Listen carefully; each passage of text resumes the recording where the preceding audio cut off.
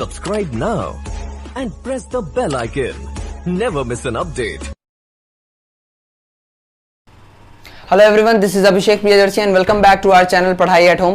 पिछली वीडियो में हमने क्या करा, तो हमने रेस्पिरेशन इन प्लांट्स को कवर किया था और जैसा कि मैंने पिछली वीडियो में बोला था कि जो हमारी अगली वीडियो होगी वो रेस्पिरेशन इन एनिमल्स पे बेस्ड होगी। रेस्पिरेशन इन एनिमल्स कहने का मतलब मैं डायरेक्टली ह्यूमन बींग्स पे नहीं जाऊंगा, कुछ और छोटे छोटे एनिमल्स में हम रेस्पिरेशन को देखेंगे जो कि बहुत सिंपल है, उसमें कुछ ज़्यादा कॉम्प्लिकेशन नहीं है। वो बहुत छोटे छोटे पैराग्राफ में उसको दे रखा है, मतलब उसमें बातें बहुत कम है। ठीक है, तो आइए आज हम शुरू करते हैं हमारा टॉपिक रेस्पिरेशन इन एनिमल्स। यहाँ पे मैंने क्या लिखा है कि different animals have different respiratory organs, मतलब अलग अलग ऑर्गेनिज्म, यहाँ पे ऑर्गेनिजम्स मतलब यहाँ पे एनिमल्स ले लो। ठीक है, तो जो अलग अलग एनिमल्स होते हैं, ठीक है, उनका रेस्पिरेटरी ऑर्गन अलग अलग होता है। फॉर एग्जाम्पल फिश, मछलियां, ठीक है, तो उसकी जो रेस्पिरेटरी ऑर्गन होती है वो होती है गिल्स, मतलब फिश का गिल्स वो पार्ट होता है जो ऑक्सीजन को एक्सट्रैक्ट कर लेता है वाटर में से। ठीक है, वहीं अब दूसरी तरफ अगर हम चले अर्थवॉर्म की ओर, अर्थवॉर्म, ठीक है, आई थिंक आप समझते होंगे अर्थवॉर्म।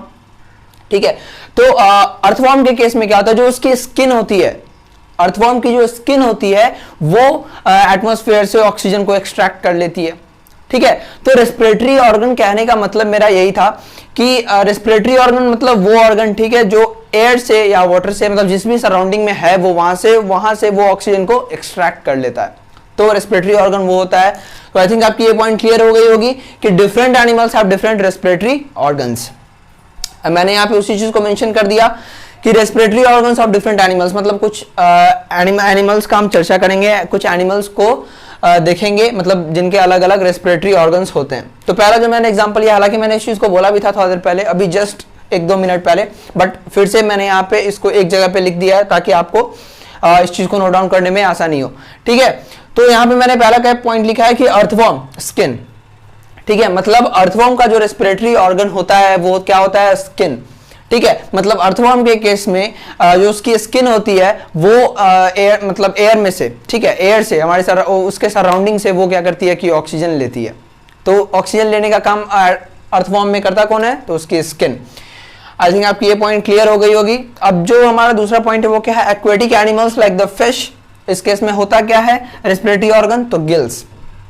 ठीक है, फिश के जगह पे यहाँ एक्वेटिक एनिमल्स बस मैंने यहाँ पे लिखा है, तो फिश के जगह पे और कुछ भी और भी एनिमल्स आ सकते हैं, प्रॉन्स भी आप ले सकते हो।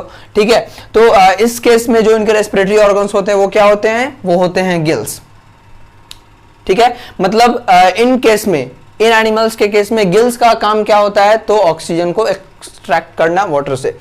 आई थिंक आपकी ये पॉइंट भी क्लियर हो चुकी होगी। अब जो हमारा अगला पॉइंट है वो है इंसेक्ट से रिलेटेड, मतलब इंसेक्ट में रेस्पिरेटरी ऑर्गन क्या होता है। तो इंसेक्ट आप यहाँ पे मैंने लिखा है क्या, ग्रास होपर। ठीक है, और भी आपके इंसेक्ट्स का एग्जांपल ले सकते हो यार। चलो, तो यहाँ पे मैंने क्या लिखा है कि इंसेक्ट्स, तो इंसेक्ट्स के केस में रेस्पिरेटरी ऑर्गन क्या होगा, तो स्पाइरेकल्स और ट्रैकिया। ठीक है, देखो इंसेक्ट के बॉडी पे मान लो ये मेरा है इंसेक्ट, नहीं लगे फिर भी मान लेना, ये नहीं, चलो ये तो गोट लग रहा था। चलो ये मान लो इंसेक्ट है हमारा, कुछ भी, हाँ अब लग रहा है थोड़ा, ये इंसेक्ट है हमारा, तो इसके बॉडी पे छोटे छोटे टाइनी होल्स होते हैं जिसको हम स्पाइरेकल्स बोलते हैं। समझना चीजों को कि इसके बॉडी पे छोटे छोटे होल्स होते हैं। ठीक है, उसको हम क्या बोलते हैं, उसको हम स्पाइरेकल्स बोलते हैं। और इस होल से हमारा एक एयर ट्यूब कनेक्ट होता है जिसको हम ट्रैकिया बोलते हैं। मान लो यहाँ पे ये एक होल है, इस होल को हमने क्या करा, यहाँ पे मैग्नीफाई करा, तो क्या पाया कि यहाँ से एक एयर ट्यूब कनेक्टेड है अंदर में। ठीक है, इसके बॉडी के अंदर में एक एयर ट्यूब कनेक्ट है, जिस एयर ट्यूब को हम क्या बोलेंगे, ट्रैकिया। तो जब कभी भी आपसे पूछा जाए कि इंसेक्ट के केस में रेस्पिरेटरी ऑर्गन क्या होंगे, तो आप स्पाइरेकल्स एंड ट्रैकिया बोलना। ठीक है, तो आपकी ये पॉइंट भी क्लियर हो गई होगी। अब देखो, अब जो अगला पॉइंट है मेरा वो क्या है, वो है लैंड एनिमल्स का। ठीक है, वो क्या है, वो है लैंड एनिमल्स का, इंक्लूडिंग ह्यूमन बींग्स। हम लोग आ गए। ठीक है, तो लैंड एनिमल्स के केस में ह्यूमन बींग्स हो गए, लिजार्ड ले लो, डॉग ले लो, बर्ड ले लो। ठीक है, तो उस केस में रेस्पिरेटरी ऑर्गन क्या होता है, लंग्स। मतलब ये वो पार्ट है जहां पे एयर से ऑक्सीजन को एक्सट्रैक्ट कर लिया जाता है। एक बार फिर से ध्यान देना कि लैंड एनिमल के केस में ये वो पार्ट है जहां पे एयर से ऑक्सीजन को एक्सट्रैक्ट कर लिया जाता है। ठीक है, आई थिंक आपकी ये पॉइंट भी क्लियर हो गई होगी। अब देखो, अब क्या है कि हमने पढ़ा कि अर्थवॉर्म का रेस्पिरेटरी ऑर्गन स्किन है, aquatic animals including fish and many more like prawns उनका रेस्पिरेटरी ऑर्गन गिल्स है, इंसेक्ट के केस में स्पाइरेकल्स और ट्रैकिया है, और लैंड एनिमल्स के केस में लंग्स है। ठीक है, तो अब ये जितने भी रेस्पिरेटरी ऑर्गन्स है, अलग अलग रेस्पिरेटरी ऑर्गन है। यहाँ पे स्किन देखा हमने, यहाँ पे गिल्स को देखा, यहाँ पे स्पाइरेकल्स और ट्रैकिया को देखा, और यहाँ पे किसको देखा, लंग्स को देखा। तो अलग अलग है। ठीक है, ये अलग अलग होने के बावजूद इनमें कुछ कॉमन फीचर्स होते हैं। ठीक है, they have some precisely 3 common feature होते हैं। ठीक है, तो मैंने यहाँ पे उसी चीज को लिखा है कि all respiratory organs whether that will be skin, gills, trachea और लंग्स, ठीक है, हैव 3 कॉमन फीचर्स। और अब हम उन 3 कॉमन फीचर्स को देखेंगे। मतलब हम ऐसे 3 फीचर को देखेंगे जो ऑलमोस्ट हर रेस्पिरेटरी ऑर्गन में कॉमन होता है। मतलब वो जो फीचर्स होंगे वो इसके पास भी होंगे, लंग्स के पास भी वो फीचर होंगे, वो फीचर स्पाइरेकल्स और ट्रैकिया के पास भी होंगे, वो फीचर गिल्स के पास भी होंगे, और वो फीचर स्किन के पास भी होंगे।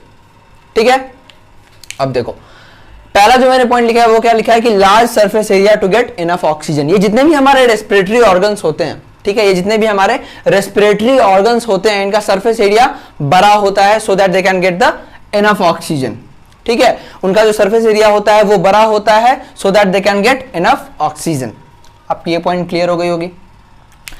दूसरी पॉइंट क्या है कि ये जो हमारे रेस्पिरेटरी ऑर्गन्स होते हैं इनके पास थिन वॉल होता है, बहुत पतला वॉल होता है। ठीक है, बहुत पतला वॉल होता है। क्यों भाई, ऐसा क्यों होता है? तो for easy diffusion and exchange of respiratory gases, ताकि आसानी से रेस्पिरेटरी गैस का एक्सचेंज हो सके। या किसी किसी एनिमल्स के केस में जो कि बहुत छोटे लेवल के होते हैं उनमें हमने क्या पढ़ा था कि डिफ्यूजन भी होता है। ठीक है, तो थिन वॉल होते हैं क्यों? क्योंकि आसानी से डिफ्यूजन हो सके या रेस्पिरेटरी गैसेस का एक्सचेंज हो सके है।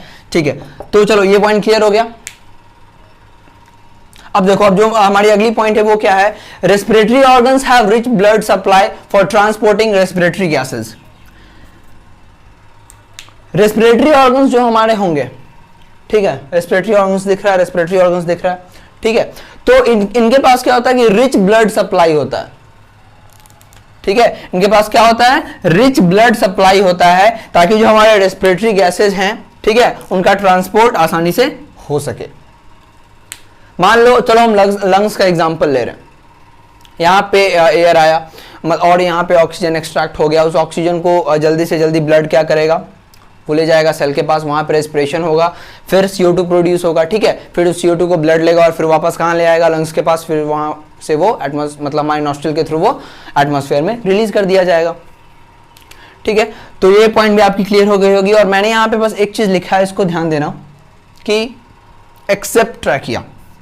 क्या लिखा है मैंने लिखा है एक्सेप्ट ट्रैकिया। ट्रैकिया वाले मतलब इंसेक्ट वाले केस में जनरली क्या होता है कि ट्रैकिया मतलब देखो, एयर जो है मतलब ऑक्सीजन ले लो आप, ठीक है, ऑक्सीजन यहाँ पे एक्सट्रैक्ट करा स्पाइरेकल और ट्रैकिया ने, और ये डायरेक्टली कहाँ जाता है, सेल के पास पहुंच जाता है। इस केस में ब्लड सप्लाई नहीं देखा जाता है। ठीक है, इस केस में ब्लड सप्लाई नहीं देखा जाता है। तो आप यहाँ पे लिख सकते हो, एक और चीज यहाँ पे लिख दो, accept in the case of trachea. ठीक है, तो आई थिंक आपको ये सारे पॉइंट्स क्लियर होंगे। आप इन चीजों का स्क्रीनशॉट ले लो या नोट डाउन कर लो, फिर मैं कुछ सिंपल एनिमल्स को देखूंगा, उनमें रेस्पिरेशन को बताऊंगा। तो चलिए, आपने स्क्रीनशॉट ले लिया। अब देखो, अब मैंने क्या बोला कि अब हम कुछ एनिमल्स को लेके चलेंगे और उसमें हम रेस्पिरेशन को देखेंगे, और फाइनली एंड में हम ह्यूमन बींग्स में रेस्पिरेशन देखेंगे। ठीक है, तो यहाँ पे मैंने क्या लिखा है, रेस्पिरेशन इन फिश, फिर मैं रेस्पिरेशन इन अर्थवॉर्म बताऊंगा, फिर मैं रेस्पिरेशन इन अमीबा भी बताऊंगा। ठीक है, चलो तो पहले देखते हैं रेस्पिरेशन इन फिश। मैंने यहाँ पे पहला पॉइंट क्या लिखा है कि fish has gills on both the sides of its head. मैंने क्या लिखा है कि fish has gills on both the sides of its head. अगर मान लो ये फिश का हेड है, दिख रहा होगा, चलो ये फिश का हेड है, हाँ चलो ये फिश का हेड है, तो इसके जो गिल्स होंगे वो इस पार्ट में भी होंगे और इस पार्ट में भी होंगे, on both the sides of its face. अगर ये इसका फेस है, मैंने मछली को ऐसे रखा है, ठीक है, तो इसका जो गिल होगा वो इस साइड भी होगा और इस साइड भी होगा। बस उसी चीज को मैंने यहां पे लिखा है कि fish has gills on both the sides of its head. ये पॉइंट क्लियर हो गई। अब देखो, अब जो अगला पॉइंट है वो क्या है कि gills are covered by gill covers so they are not visible. Gills को हम नहीं देख सकते, गिल्स हम नहीं देख पाते हैं जनरली। क्यों नहीं देख पाते हैं? क्योंकि वो गिल कवर से ढके हुए होते हैं।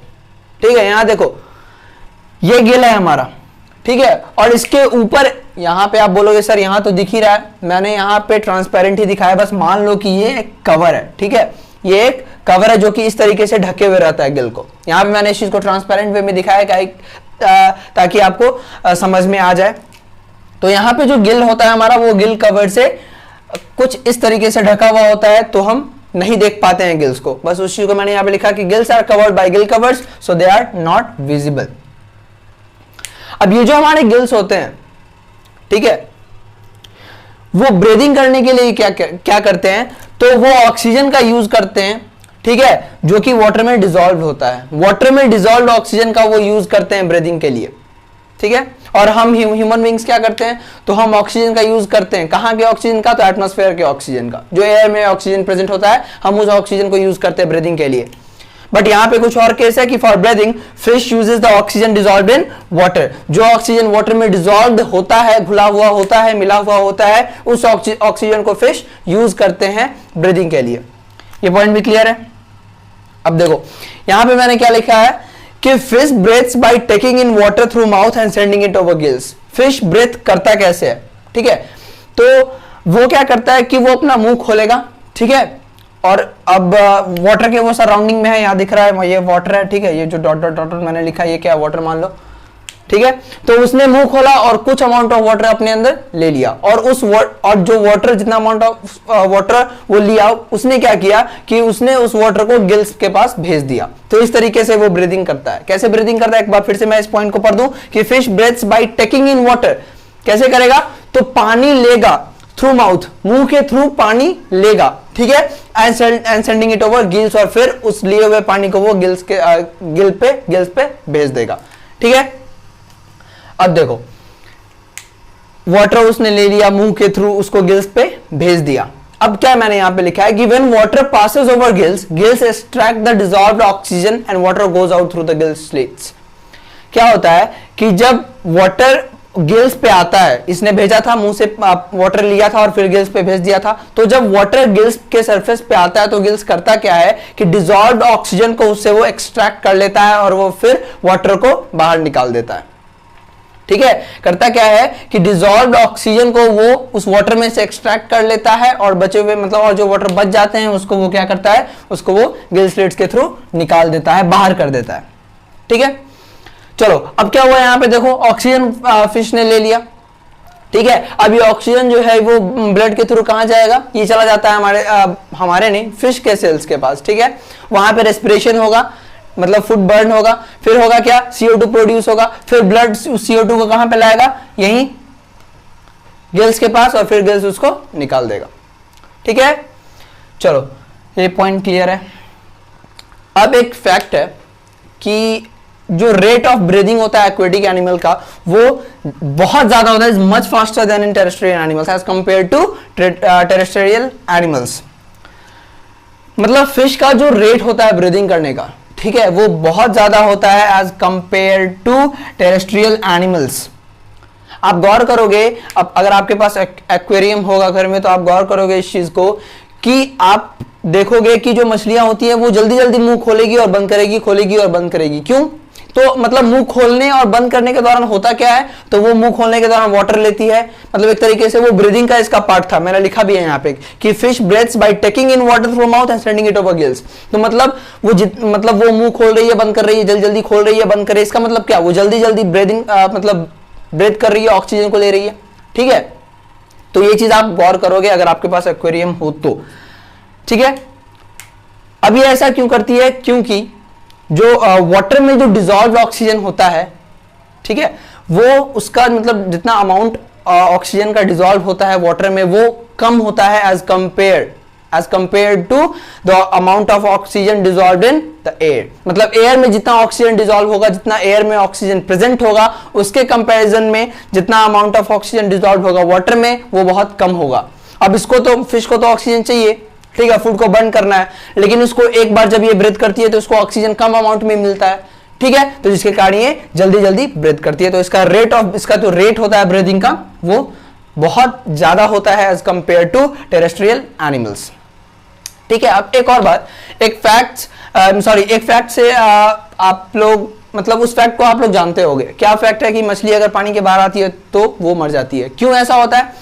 क्योंकि ये जो इसमें जो गिल्स होते हैं, ठीक है, ये वाटर में डिजॉल्व ऑक्सीजन को ही ले सकते हैं, एयर में प्रेजेंट ऑक्सीजन को ये नहीं ले सकते हैं, ठीक है। अब एक बात बताओ कि वाटर में मैंने क्या बोला कि ऑक्सीजन तो कम अमाउंट में डिजॉल्व रहती है as compare to its amount present in air, मतलब जितना अमाउंट ऑफ ऑक्सीजन एयर में प्रेजेंट होता है उसके कंपैरिजन में वाटर में डिजॉल्व ऑक्सीजन का अमाउंट बहुत कम होता है। बट फिर भी क्या होता है कि आप इसको अगर एटमॉस्फेयर में लाओगे, पानी से बाहर लाओगे मछली को, तो ये मर जाएगी।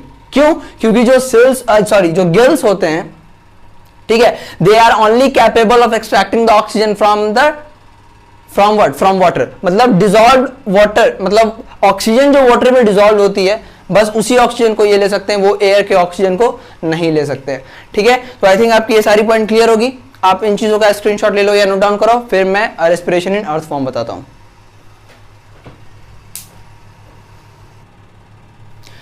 तो चलिए, आपने स्क्रीनशॉट ले लिया। अब हम क्या देखेंगे? अब हम देखेंगे रेस्पिरेशन इन अर्थ फॉर्म। हमारा रेस्पिरेशन इन फिश हो चुका था, ठीक है। तो रेस्पिरेशन इन अर्थ फॉर्म में मेरा पहला पॉइंट क्या है कि earthworm exchanges gases through its skin. हमने बताया था इस चीज को कि रेस्पिरेटरी ऑर्गन अर्थ फॉर्म में होता क्या है, तो उसका स्किन होता है, ठीक है। तो जो गैस का एक्सचेंज होगा अर्थ फॉर्म में वो स्किन के थ्रू ही होगा। तो ये पॉइंट आपकी क्लियर हो चुकी होगी। अब जो दूसरी पॉइंट है वो क्या है कि skin of earth form is thin, बहुत थिन होता है, मॉइस्ट होता है, ठीक है, and has rich blood supply. जो स्किन होती है अर्थवॉर्म की वो बहुत थिन होता है, मॉइस्ट होता है और हैज रिच ब्लड सप्लाई, उसके पास ब्लड सप्लाई बहुत ज्यादा होती है। ये पॉइंट भी क्लियर। अब देखो कि स्किन के थ्रू उसने ऑक्सीजन को एयर से एब्जॉर्ब कर लिया। अब ये जो हमारा ऑक्सीजन है ये होगा क्या, ये ब्लड मतलब ब्लड इसको लेके और सेल के पास इसको ब्लड ले जाएगा, ठीक है। वहां पे फिर रेस्पिरेशन होगा और वहां रेस्पिरेशन के बाद जो CO2 प्रोड्यूस होगा उसको वापस ब्लड स्किन के पास लाएगा और फिर वहां से वो बाहर कर दिया जाएगा। तो उसी को मैंने यहाँ पे लिखा है। पहला यहाँ पे जो तीसरा पॉइंट है वो क्या लिखा है मैंने कि the absorbed oxygen is transported to all the cells through blood. हर एक सेल के पास ब्लड के द्वारा एब्जॉर्ब्ड ऑक्सीजन पहुंचाई जाती है। CO2 produce during respiration is carried back by blood and is expelled out from the body through its skin, ठीक है। मतलब जो रेस्पिरेशन के वक्त जो CO2 प्रोड्यूस हुआ उसको वापस ब्लड जो है वो स्किन के पास ले आएगी और फिर जो CO2 है वो बाहर कर दिया जाएगा, is expelled out from the body through its skin. आप इन चीजों का स्क्रीनशॉट ले लो। अब मैं बताऊंगा रेस्पिरेशन इन अमीबा।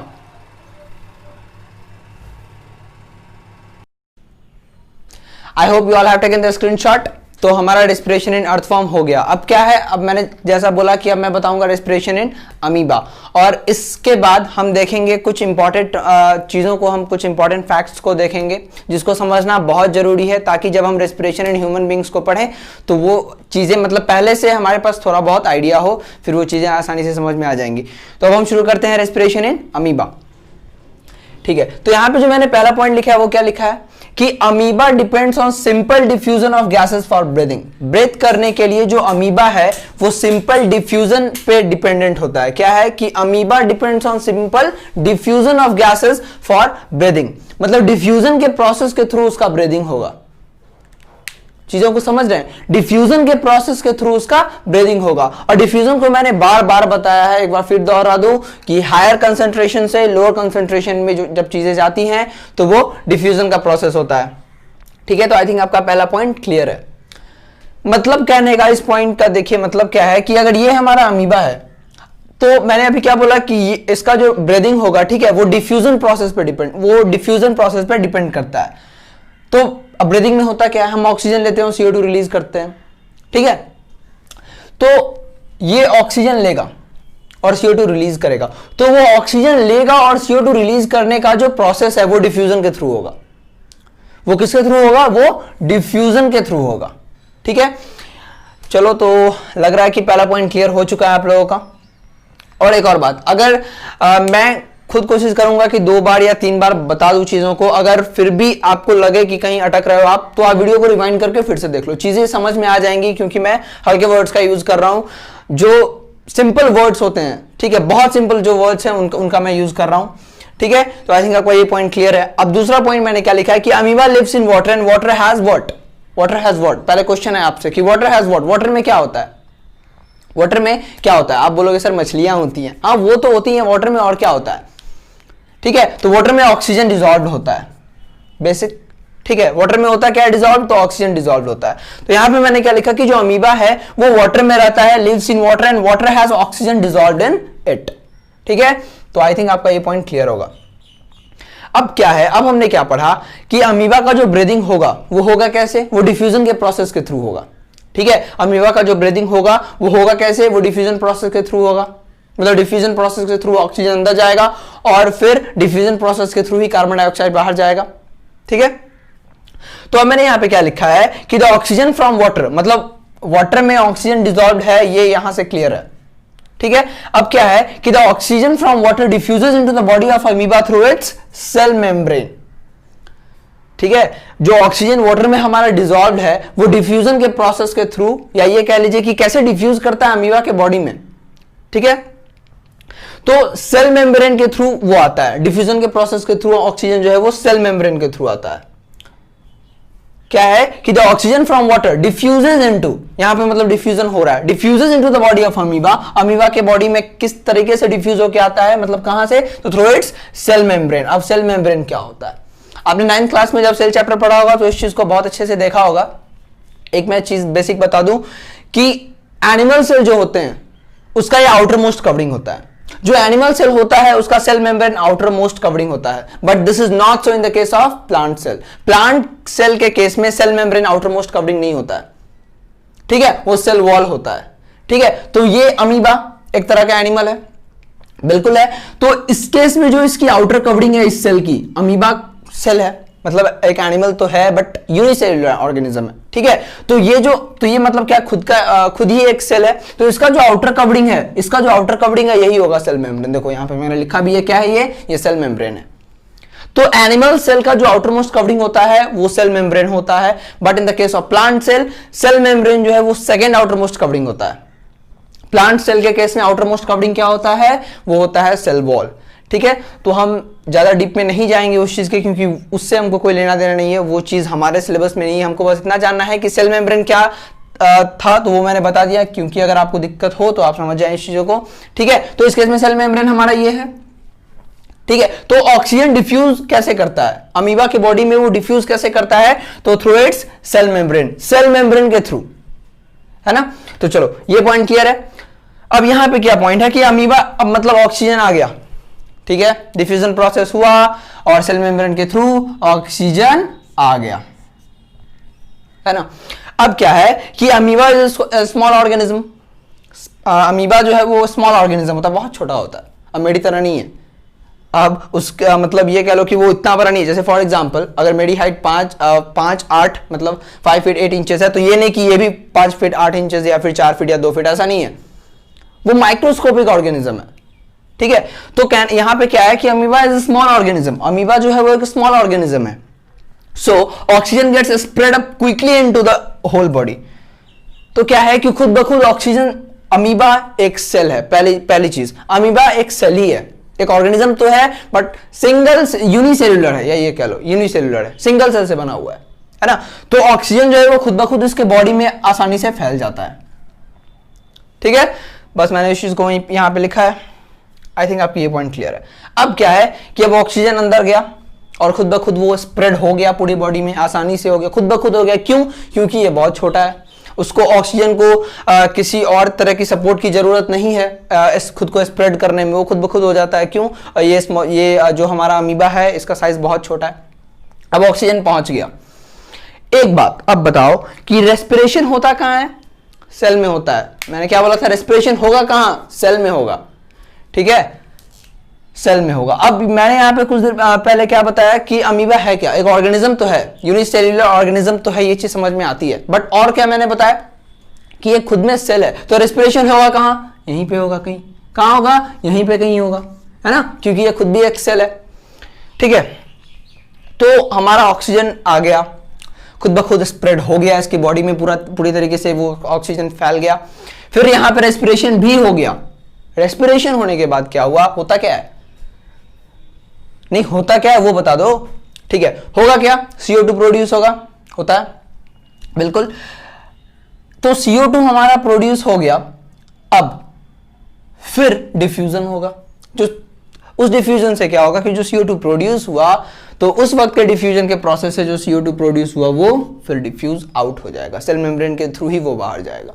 ठीक है, तो यहां मैंने क्या लिखा कि CO2 produce during respiration diffuses out through what, cell membrane, through what, cell membrane. चलो, तो मैंने इस चीज को बता दिया। अब एक बार इस हर एक पॉइंट को मैं एक बार फिर से बोल दूं, ठीक है, ओरली बस। ये था हमारा अमीबा। अमीबा है क्या, बहुत छोटा सा सिंगल सेल से बना हुआ एक ऑर्गेनिज्म है, यूनिसेल्युलर ऑर्गेनिज्म है, बहुत छोटा माइक्रोस्कोपिक ऑर्गेनिज्म है। अब क्या है कि अमीबा खुद के ब्रीदिंग के लिए, ठीक है, खुद के ब्रीदिंग के लिए वो डिफ्यूजन प्रोसेस पर डिपेंड करता है, डिफ्यूजन के प्रोसेस पे वो निर्भर होता है। डिफ्यूजन प्रोसेस क्या होता है, हायर कंसंट्रेशन से चीजें जब लोअर कंसंट्रेशन की ओर जाती हैं तो उस प्रोसेस को हम डिफ्यूजन कहते हैं, है ना। तो यहां पे ये चीज हो गया, तो डिफ्यूजन के प्रोसेस पे अमीबा डिपेंडेंट होता है, क्यों, ब्रीदिंग के लिए और अल्टीमेटली रेस्पिरेशन के लिए, क्योंकि अगर ब्रीदिंग पर डिपेंडेंट है तो ब्रीदिंग के थ्रू ही ऑक्सीजन आया, फिर रेस्पिरेशन फर्दर कैरी आउट हो जाएगा। ठीक है, तो अल्टीमेटली हम बोल सकते हैं कि जो अमीबा है वो रेस्पिरेशन करने के लिए, ये कह सकते हैं हम, रेस्पिरेशन करने के लिए वो डिफ्यूजन प्रोसेस पर डिपेंडेंट है। क्यों, क्योंकि डिफ्यूजन के प्रोसेस के थ्रू ही ऑक्सीजन ले सकता है and they after the respiration process will go on. ठीक है, तो ये चीज हो गया, डिफ्यूजन के प्रोसेस के थ्रू इसने ऑक्सीजन को ले लिया, वाटर से, कहां से, वाटर से, क्यों, अमीबा लिव्स इन वाटर, ले लिया इसने। ठीक है, अब क्या होगा कि अब चूंकि ये खुद ही एक सेल है, यूनिसेल्युलर ऑर्गेनिज्म तो है, मतलब ये खुद ही में एक सेल है, ऐसा नहीं कि इसके अंदर छोटे छोटे सेल्स हैं फिर उसके अंदर रेस्पिरेशन होगा, ऐसा नहीं है, ये खुद ही एक सेल है। और मैंने क्या बोला कि रेस्पिरेशन होता कहां है, सेल में, होता कहां है, सेल में, माइटोकॉन्ड्रिया या साइटोप्लाज्म वो डिपेंड करता है कि रेस्पिरेशन कैसा हो रहा है, होता कहां है, सेल में होता है। तो चलो इसके सेल में होगा, है ना, सेल में रेस्पिरेशन हो गया, प्रोड्यूस क्या हुआ, CO2 प्रोड्यूस हुआ, वो फिर CO2 क्या चाहेगा भाई, बोलेगा यहां पे मुझे नहीं रहना है ना, मुझे बाहर जाना है। ठीक है, तो उस बाहर जाने के प्रोसेस को करने के लिए उसको एक प्रोसेस करना पड़ेगा, मतलब बाहर जाने के लिए उसको एक प्रोसेस करना पड़ेगा, एक प्रोसेस के थ्रू ही वो बाहर जा सकता है, जिसको हम बोलते हैं डिफ्यूजन। अमीबा ने CO2 को बोला कि देख भाई, अगर तू बाहर जाना चाहता है तो तुम्हें डिफ्यूजन करके ही जाने दूंगा, डिफ्यूजन प्रोसेस के थ्रू ही तुम जा सकते हो, यही तुम्हारे पास एक सिंगल ऑप्शन है, नहीं तो रहो, है ना, नहीं तो रहो। ठीक है, तो अब CO2 क्या करेगा, फिर डिफ्यूजन के प्रोसेस के थ्रू इसके सेल मेम्ब्रेन के थ्रू ही वो वाटर में वापस आ जाएगा। तो आई थिंक आपके सारे पॉइंट क्लियर हैं। मैंने पॉइंट वॉइस मतलब हर एक पॉइंट को बताते वक्त भी बताया और फिर एक बार खुद से मतलब ओरली डायग्राम के थ्रू भी एक बार अच्छे से बता दिया। तो इसी के साथ जो हमारे छोटे छोटे ऑर्गेनिजम्स थे, है ना, किन किन ऑर्गेनिजम्स के बारे में मैंने बताया, तो फिश को लिया था मैंने, अर्थवर्म को लिया एंड देयर आफ्टर अमीबा को लिया। तो इनमें रेस्पिरेशंस को हमने देखा। अब हमारी जो अगली वीडियो होगी उसमें हम क्या करेंगे, कुछ इंपॉर्टेंट फैक्ट्स को जानेंगे, समझेंगे, ठीक है, ताकि जब हम रेस्पिरेशन को हम करें, रेस्पिरेशन इन ह्यूमन बींग्स को जब हम देखें तो उसमें हमारी सारी चीज़ें मतलब पहले से थोड़ा बहुत कंसेप्ट हमारे पास हो। तो इसी के साथ आज की वीडियो हमारी खत्म होती है। पसंद आए तो लाइक करना और शेयर सब्सक्राइब जरूर करो।